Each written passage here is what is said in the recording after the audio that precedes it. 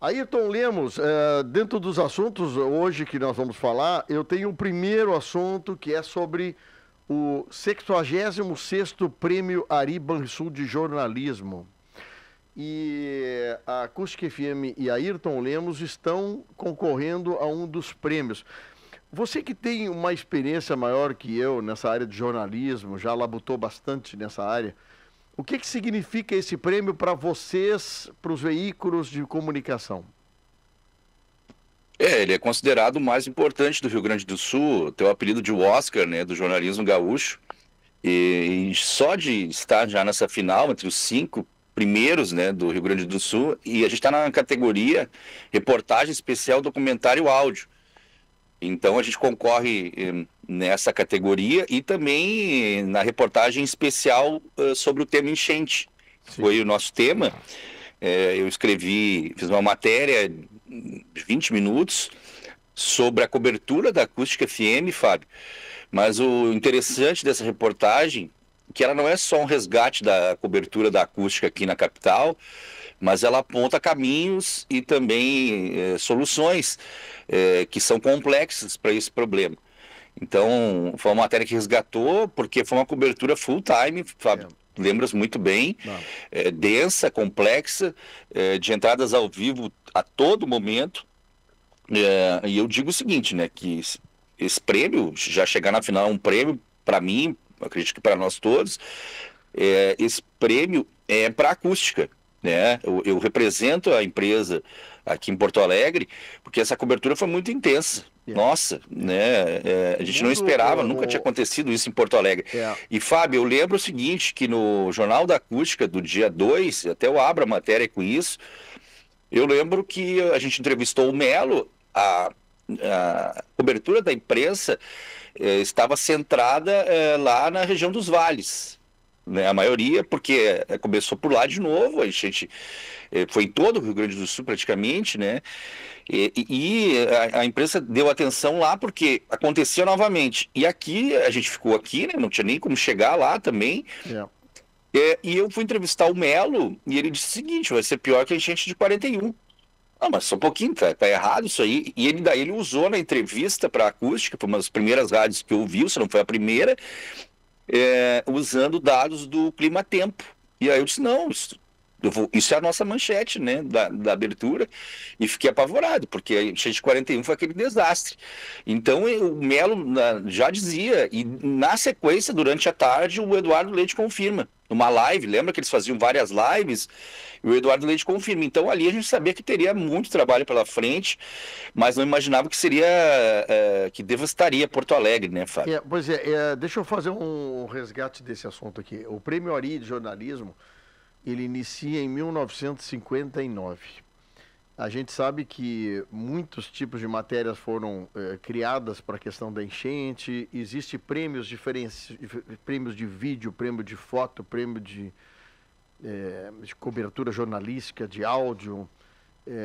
E isso é muito interessante porque, dependendo da categoria da matéria, tu entra numa classificação de prêmio. Então, isso é uma coisa que diferencia, porque tem pessoas que são expert, por exemplo, em fotografias, diferente de outros que conseguem produzir matérias em vídeo tão impactantes ou lindas, né, Ayrton? E como também tem matérias que são feitas em áudio para veículos de rádio, que é realmente, assim, para mim, o mais importante veículo de massa é o rádio. Sou de rádio, gosto de rádio e acho que não tenho dúvida de que o rádio, para mim, é o veículo mais importante de massa instantânea, e por isso que o áudio para nós ele é super importante e valoriza muito esse setor, e o Ayrton Lemos. Melo, dia 2 de maio, e recebe Ayrton Lemos justamente para fazer essa entrevista sobre a enchente e surpreende dizendo de que teríamos em 1941, em 2024, uma enchente igual ou maior no momento. Isso chama atenção, né, Ayrton? Assim, a rapidez que o rádio consegue trazer essa notícia para o cidadão, né? Exatamente. Isso é fruto do investimento da Acústica em Porto Alegre, porque o repórter tem que estar no local onde acontecem os fatos. Então, a gente não estava no estúdio, em casa, a gente estava na rua já vendo que a situação era muito complexa, muito feia. E o Melo deu essa entrevista e disse, né? Olha, a projeção é essa.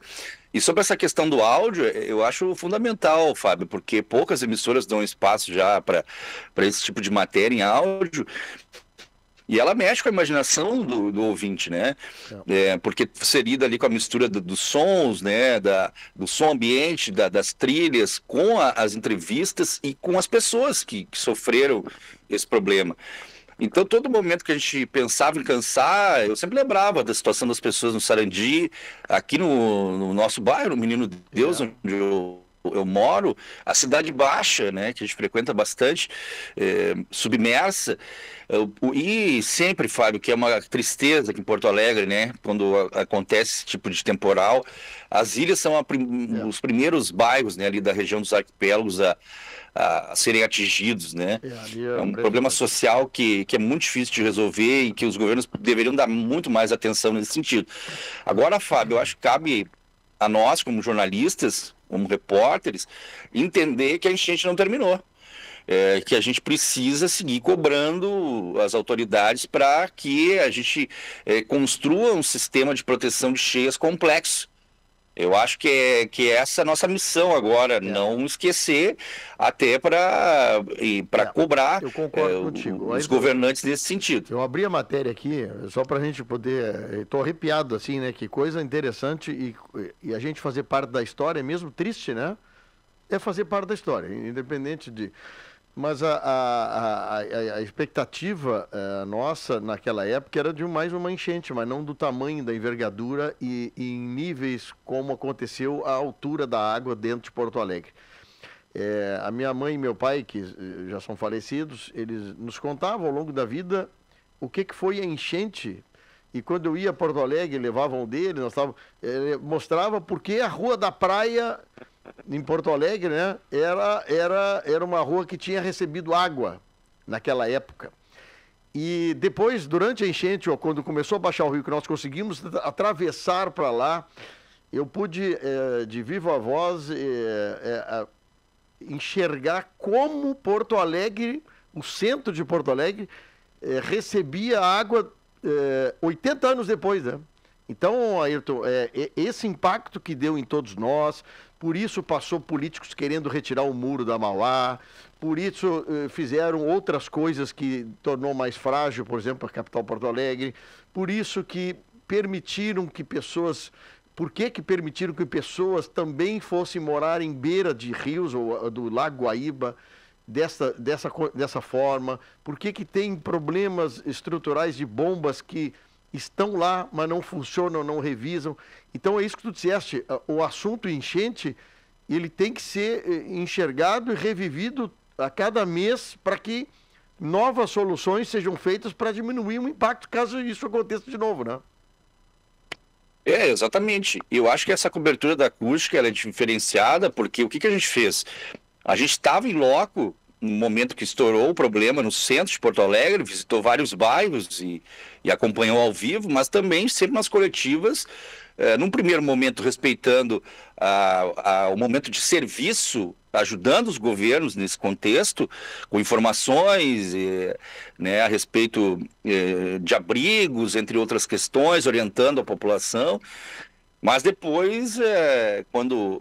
né, mais para frente, a gente começou a aumentar o tom e cobrar explicações, porque assim, a gente tem o começo da enchente, Fábio, que essa matéria se divide bem e ilustra bem essa situação, que é quando estoura o problema ali no centro, e depois ela chega a vários bairros aqui da capital, né? Não todos, mas a maioria. E aí começa o caos em Porto Alegre, e aí o nível do Guaíba começa a baixar em um certo momento, e depois chove de novo, lembra? Ali no meio, no final de maio chove, e aí o seguinte, os bueiros não deram conta, Fábio, os bueiros não deram conta, numa cidade tem um sistema robusto de proteção de cheias, e as comportas foram aquele fiasco, né? Então, aí o prefeito Sebastião Melo alega, né, dizendo que não é um problema só de Porto Alegre, né, que é do sistema como um todo. Ok, tudo bem, ele tem razão nesse sentido, mas a gente precisa seguir cobrando todas as esferas, né? Esse dinheiro aí do fundo para reconstrução, modernização do sistema de anti-cheias aqui da região metropolitana precisa ser depositado quanto antes. Então, acho que esse é o papel da imprensa. Agora, claro, né? É impressionante, emociona as histórias que a gente contou, né? Tem uma moradora na abertura que ela diz assim, eu sobrevivi porque eu sou ilheira, eu sei nadar, né? Quase perdi meu filho. A gente mostrou a rodoviária, ilustrou com a rodoviária improvisada, Fábio. E é interessante, né, que a gente conseguiu ouvir pessoas da Zona Sul que estavam tentando voltar, né, para Pelotas, Camaquã, porque não queriam voltar para suas casas. A gente, naquele momento, não atingiu tanto, né, a Zona Sul, mas depois, mais para frente, claro, com a água descendo, atingiu Pelotas, mas naquele momento as pessoas queriam também poder sair da cidade. Tem uma ilustração ali de a Tana, né, uma menina que me deu entrevista, que ela estava longe do filho de 11 meses, ele ia fazer aniversário. A gente conseguiu passar também pela situação dos abrigos, Fábio, que num primeiro momento foi uma dificuldade dos governos, né, de uma tarefa de extrema complexidade, porque você monta mini cidades, né, dentro de uma capital. No meio do caos, tu fazer isso. Isso. O Ayrton, tá me passando um filme, tu tá contando as coisas, tá me passando um filme de pessoas que estavam em Porto Alegre, familiares meus que estavam em Camaquã e precisavam estar em Porto Alegre, cruzar pela balsa lá em Rio Grande, pela estrada aquela BR-101 lá em direção ao Osório, aquela região lá. Então, olha, tia, que quantidade de pessoas, milhares de pessoas em congestionamentos para sair de Porto Alegre, para ir para Capão, para Tramandaí, para poder ter fugir do caos que estava em Porto Alegre. Olha aí, quanta coisa nós falaríamos horas sobre esse problema, né? Exato, eu achei, 20 minutos ficou um pouco longa, né, um documentário. Eu disse, não, mas se a gente tivesse ainda mais tempo, né, para fazer uma segunda matéria, tem. Porque você lembra daquela cobertura quando o Lula e o Pimenta vieram para São Leopoldo? Sim. A gente levou 2h30 para ir, a gente até fez uma parceria com a agência Rádio Web, lembra, Fábio? Lembro, exatamente. E aí, eu e o Paulo Giovanni, a gente comemorou que chegou 2h30 na hora, né? Isso de Porto Alegre a São Leopoldo, olha só, né? 2h30 a gente comemorou. Aí na volta, 5, 6 horas para voltar. Eu dei até boletim do trânsito na estrada, né, no Redação Acústica, um boletim de 10 minutos sobre o trânsito, que não era um negócio absurdo, assim. O caos tomou, né? E aí a gente precisa ter lições, né? Tomara que nós todos e os mandatários não esqueçam desse assunto. Que isso seja recorrente. Ontem foi autorizado aquele fundo de 6,5 bilhões, que faça bom uso do dinheiro, que evite corrupção, que a obra seja feita de forma adequada, né, transparente, né, que se pede isso, né? Exato. É dinheiro que sai do dia a dia do governo para isso, para a proteção das pessoas. Então, vamos ver. Aí, que horas que hora? Eu tô conversando contigo, mas nós temos hora, né? É 9h30 que começa. 9h30. Bom, e ontem, só para contar um pouquinho, quem foi a Porto Alegre está lembrado do que eu estou dizendo, sobre a questão das enchentes. Eu peguei um ônibus agora há pouco na rodoviária, isso faz 15 dias atrás da rodoviária para Camaquã. Pude ver, depois de limpo, tudo organizado, ainda lojas fechadas, né? A marca do barro nas paredes em alguns lugares. A escada rolante que não funciona no Drenzurb, né? Tem tanta coisa que o impacto, depois de meses, ainda não voltou ao normal, né, Ayrton? Exatamente. A gente tem ali uma passarela da rodoviária que foi derrubada para o caminho humanitário, lembra, Fábio? Ela não foi reconstruída ainda, porque é uma obra também de uma certa complexidade, está gerando um caos ali naquela região da rodoviária que já é problemática. A gente tem o Drenzurb, que não funciona aqui ainda na estação Mercado e rodoviária, e isso provoca um grande problema para o trabalhador. O trem liga a cidade, a região metropolitana, e hoje, né, vai haver uma coletiva, até a gente não vai poder participar, mas já está sabendo sobre a retomada dos voos internacionais no aeroporto Salgado Filho. Dia 16, começa no dia 16. 16 está previsto. E o Ayrton acompanhou O primeiro avião Exato. comercial que desceu no aeroporto depois da enchente. Exatamente. Na matéria, a gente traz como um resgate a época em que a CEO da Fraport, ela ameaça a entregar a concessão. Olha o cenário que era, né? Daí a Acústica fez história, né? Porque daí a gente cobriu esse momento, claro, desse embate entre a Fraport e o governo federal, e estava lá, né? Uma rádio do Centro-Sul, relatando para o ouvinte, junto com o Gil, contigo, ao vivo, a retomada dos voos. Mais um dia histórico. E aí a gente traz a esperança também, né, da retomada. Agora que o trem entre em operação, né? A gente não pode ficar só olhando para o aeroporto, né? Não. O trem entra em operação. Eu falo isso que eu me criei dentro do trem. E o trem, eu acho que ele obviamente, ele atende muito mais gente do que o aeroporto, né? Claro, é outro impacto, né? Mas... tem tanta coisa para falar sobre isso. Olha, eu torço, assim, para que as coisas sejam vistas com seriedade pelos governos, porque agora sim, eu passei agora outro dia indo para Porto Alegre e mostrei para a esposa aonde nós fizemos uma reportagem, estava o Rodrigo, estava o Valério, tinha mais alguém no carro comigo, e nós entrevistamos algumas pessoas da ilha ali, né, com água a 2 metros de altura. E Ayrton, a tristeza de ver o seguinte... Eu passei agora, no final de novembro ali de novo, bem devagarinho. Nada mudou e as pessoas estão dentro das casas que estavam com 2 metros d'água dentro. Então, como resolver um impacto, um problema que tem ali, cara, social impressionante. É isso aí, a cada enchente vai ser milhares de pessoas com problema e não sei se muda, Ayrton. Exatamente, porque chove em Porto Alegre, alaga. Né? Essa semana passada choveu, alagou. E aí, o nível do Guaíba está normal.